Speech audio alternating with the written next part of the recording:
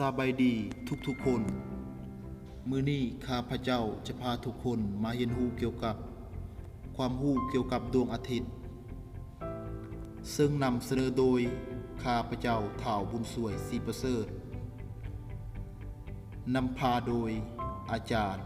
ปาวีสุวรรณวงศ์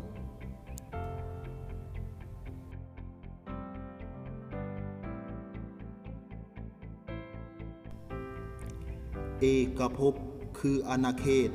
อันกว้างใหญ่ไพศาลบ่มีมือที่จะสิ้นสุดนักวิทยาศาสตร์ได้เชื่อไว้ว่าเอกภพเริ่มต้นขึ้นเมื่อประมาณ 130,000 ล้านปีถึง 140,000 ล้านปีมาแล้วโดยการระเบิดครั้งยิ่งใหญ่ที่เอิ้นว่าบิ๊กแบงหลังจากการเกิดบิ๊กแบงแล้วก็จะเกิดเป็นเอกภพซึ่งอยู่ในรูปพลังงานที่มีอุณหภูมิสูงหลายเมื่ออุณหภูมิของเอกภพได้ลดลงจะเฮ็ดให้เอกภพมีขนาดใหญ่ขึ้นเรื่อยๆแรงดึงดูดจะสะสมพลังงานให้แก่เป็นก้อนก๊าซและกลายเป็นดาวฤกษ์กระจุกดาวฤกษ์นี้จะถูกยึดเข้ากันด้วยแรงดึงดูดจึงกลายเป็นกาแล็กซีที่เฮาอาศัยอยู่เอิ้นว่ากาแล็กซีทางสามเผือกซึ่งจะประกอบด้วยดาวฤกษ์ 200,000 ล้านดวงถึง 400,000 ล้านดวงรวมทั้งดาวเคราะห์ลุ่มดำที่เฮาเบิ่งบ่เห็นและเมฆฝุ่นกับก๊าซที่เอิ้นว่าเมยุลาในกาแล็กซียังมีระบบสุริยะซึ่งเป็นระบบที่มีดาวฤกษ์เป็นศูนย์กลางและมีดาวเคราะห์เป็นบริวารโคจรอ้อมรอบเมื่อสภาพแวดล้อมเอื้ออำนวยต่อกับการดำรงชีวิตสิ่งที่มีชีวิตก็จะเกิดขึ้นที่ดาวเคราะห์เหล่านั้นโลกของเฮาอยู่ในระบบสุริยะที่ประกอบด้วยดวงอาทิตย์เป็นศูนย์กลางมีดาวเคราะห์เป็นบริวาร8 ดวงตามลำดับดาวพุธดาวศุกร์โลกดาวอังคารดาวพฤหัสดาวเสาร์ดาวยูเรนัสและดาวเนปจูน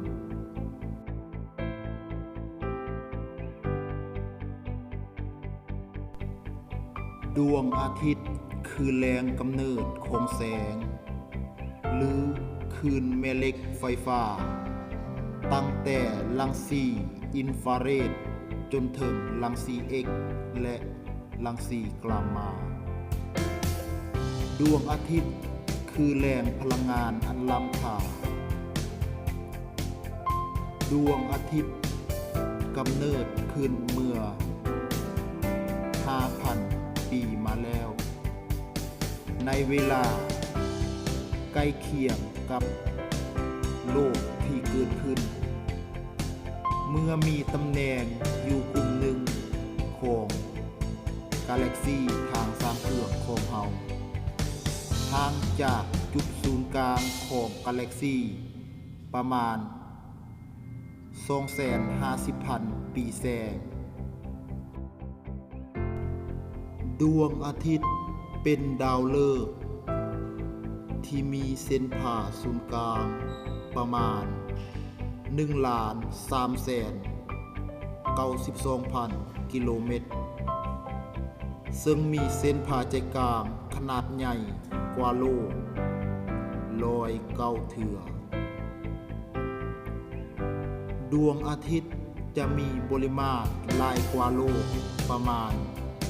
300,000 เท่ามีมวลสารหลายกว่าโลกประมาณ 1/3 ล้านเท่า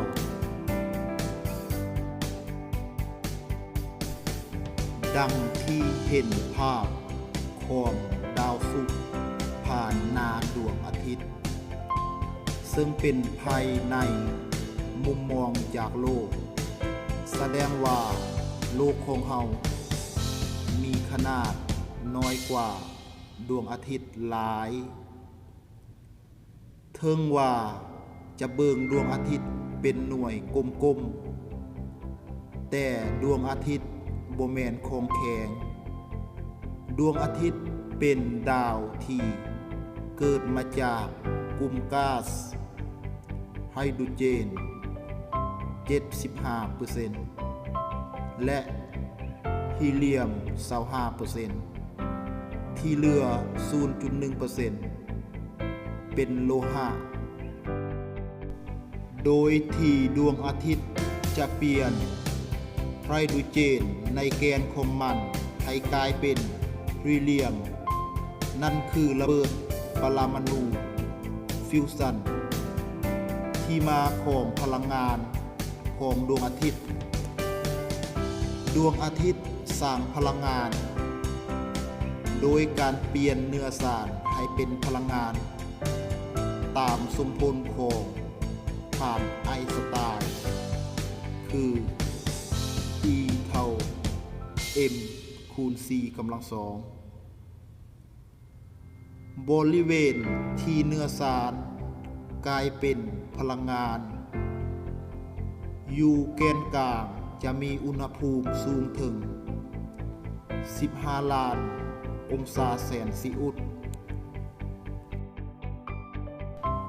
ในแกนกลางของดวงอาทิตย์มีระเบิดไฮโดรเจนเป็นจำนวนหลายเป็นปฏิกิริยาเทอร์โมนิวเคลียร์ไฮโดรเจนรวมกันกลายเป็นฮีเลียมในทุกๆวินาทีดวงอาทิตย์มีองค์ประกอบที่สำคัญ3ส่วนได้แก่ส่วนแกนซึ่งเป็นแรงกำเนิดนิวเคลียร์ฟิวชั่นส่วนแรงสั่นแห่รังสีเป็นส่วนที่ปลดปล่อยคลื่นแม่เหล็กไฟฟ้าออกมาภายนอกสั่นนอกเอิ้นว่าสั่นแผ่ความร้อนเป็นสั่นที่มีอนุภาคซึ่งได้รับพลังงานความร้อนจากสั่นแผ่รังสีที่มีการเคลื่อนที่ถ่ายเทพลังงานให้กันและกันสามารถแผ่พลังงานออกไปสู่สั่นนอกได้พื้นผิวของดวงอาทิตย์แบ่งออกเป็น3สั่นได้แก่สั่นโฟโตเฟียร์สั่นโครโมสเฟียร์และสั่นโคโรนาเป็นสั่นนอกสุดโดยเป็นก๊าซแสงสว่างหุ้มรอบดวงอาทิตย์มีลักษณะปรากฏเป็นแสงสีนวลคุณสมบัติที่น่าอัศจรรย์ของโคโรนา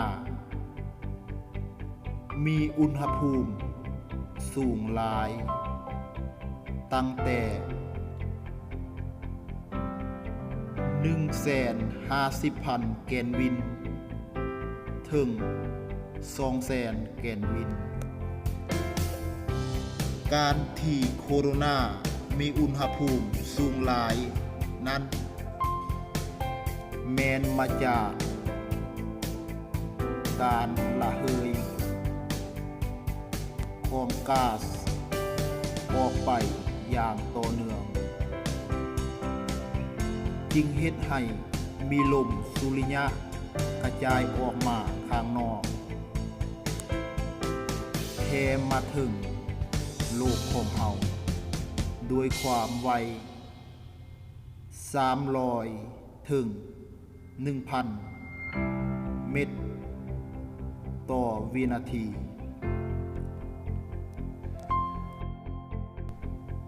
มาฮอดนี้ผ่านการเฮ็ดคลิปรายงานสารคดีทั่วไปของข้าพเจ้าก็สิ้นสุดลงเพียงเท่านี้ ถ้าหากผิดพลาดประการใดก็ต้องขอโทษขออภัยนำท่านผู้ชมและท่านผู้ฟังอีกด้วยขอขอบใจ